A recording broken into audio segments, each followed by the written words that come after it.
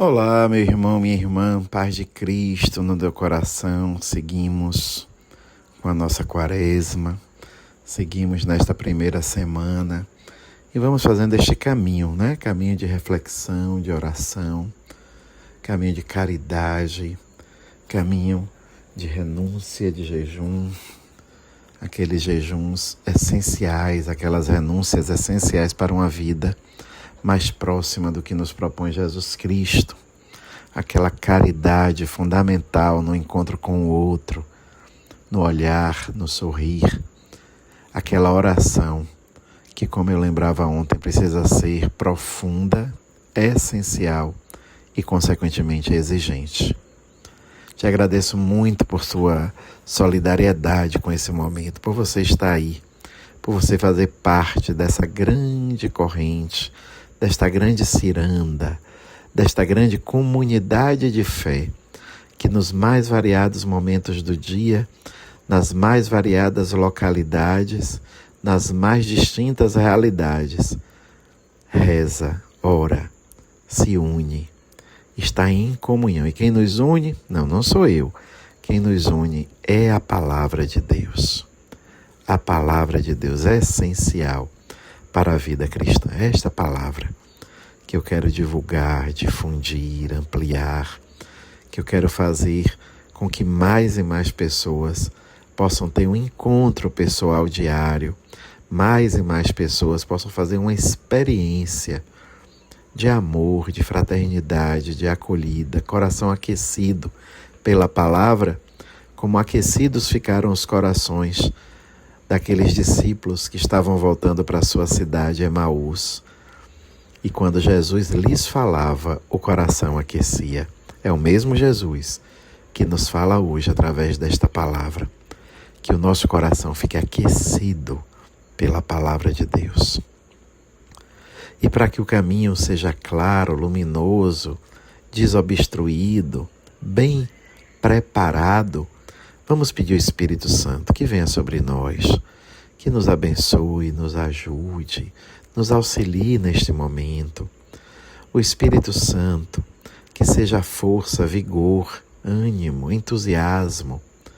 Que o Espírito Santo seja em nós aquela luz, aquela fonte, aquela ternura de Deus que nos ajude a bem acolher, bem escutar, bem refletir, bem meditar, bem rezar, bem contemplar a palavra em vista da gente bem viver esta palavra. Então, vinde Espírito Santo, nós te pedimos. Vinde sobre nós nesse momento, vinde nos ajudar. Nós pedimos porque temos consciência de que precisamos. Nós pedimos porque temos consciência de que necessitamos. Nós pedimos, Divino Espírito, porque só a tua graça pode sustentar a nossa vida. Vinde, Espírito Santo, precisamos, necessitamos de ti. Iniciemos, meu irmão, minha irmã, em nome do Pai, do Filho e do Espírito Santo. Amém. O Senhor esteja convosco, Ele está no meio de nós. Proclamação do Evangelho de Jesus Cristo segundo Lucas. Glória a vós, Senhor. O capítulo é o 11, os versículos de 29 a 32. Naquele tempo, quando as multidões se reuniram em grande quantidade, Jesus começou a dizer: esta geração é uma geração má. Ela busca um sinal, mas nenhum sinal lhe será dado a não ser o sinal de Jonas. Com efeito, assim como Jonas foi um sinal para os ninivitas, assim também o Filho do Homem para esta geração.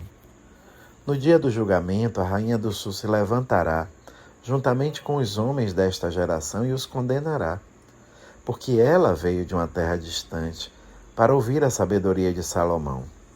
E aqui está quem é maior do que Salomão.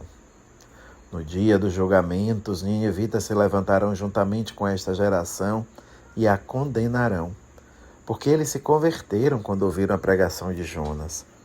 E aqui está quem é maior do que Jonas.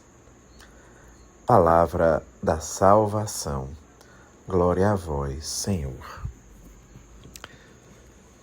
Quando eu escuto, e é interessante eu dizer, muito naturalmente, muito espontaneamente eu escuto, porque na verdade quando eu proclamo, eu também escuto, eu proclamo também para mim, eu sou voz, eu sou ouvido que escuta a minha voz que proclama a palavra de Deus. Então quando eu escuto este evangelho, eu lembro de um texto, de um livro que se chama O Tempo que se Chama Hoje. Esse é o título. O tempo que se chama hoje. Hoje é o dia da graça, hoje é o tempo da redenção. Naquele momento, grande multidão estava ali diante de Jesus. Era o Salvador, era o Messias. E muitos dos que ouviam ele falar, que viam ele fazer o que fez, não acreditaram nele. Não se deram conta de que estavam diante da salvação, do Salvador da humanidade. Perderam a hora da graça, perderam a oportunidade. Eu lembro disso esses dias, sabe? Eu estava vendo no Instagram, alguém postou aquela cena do filme de Irmã Dulce, que narra aquele episódio do feirante que, quando a Irmã Dulce estendeu a mão pedindo ajuda para os pobres, ele cuspiu na mão de Jesus, de Irmã Dulce. E Irmã Dulce diz: isso aqui é para mim, agora me deu dos pobres. Olha só, essa pessoa conviveu com uma santa e não percebeu. Veja a diferença de conviver com perceber. Muitas vezes, meu irmão, minha irmã, e por isso a quaresma é tão importante. Muitas vezes no corre-corre da vida, na agonia cotidiana, nas lutas do dia a dia, nós convivemos com a graça de Deus, que se manifesta através de pessoas, de palavras, de circunstâncias, de textos, tantas realidades. Convivemos, mas não reconhecemos.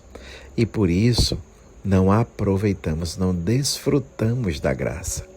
Convivemos com a graça, não reconhecemos a graça, não desfrutamos dos frutos da graça. Porque a graça demanda uma abertura pessoal de coração. A graça, ela não invade, ela não se impõe, ela se propõe. Jesus não invadiu, Jesus não forçou ninguém a aceitar ele, Jesus foi ele.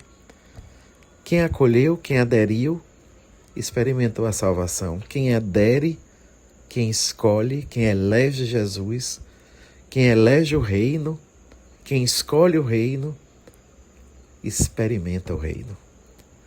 Então, meu irmão, minha irmã, a quaresma é justamente essa oportunidade, porque no dia a dia, no corre-corre, a gente talvez perca oportunidades. No dia a dia, no corre-corre, a gente talvez deixe de lado a graça que vem e que às vezes passa, querendo nos alcançar, mas nós não permitimos. Damos aquela escapulida e não aderimos.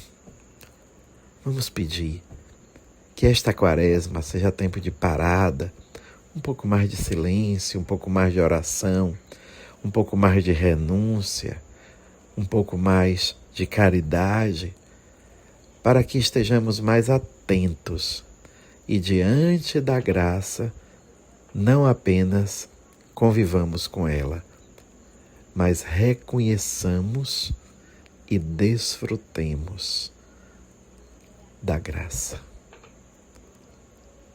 Que Deus nos dê esta graça de um coração atento. Que assim seja.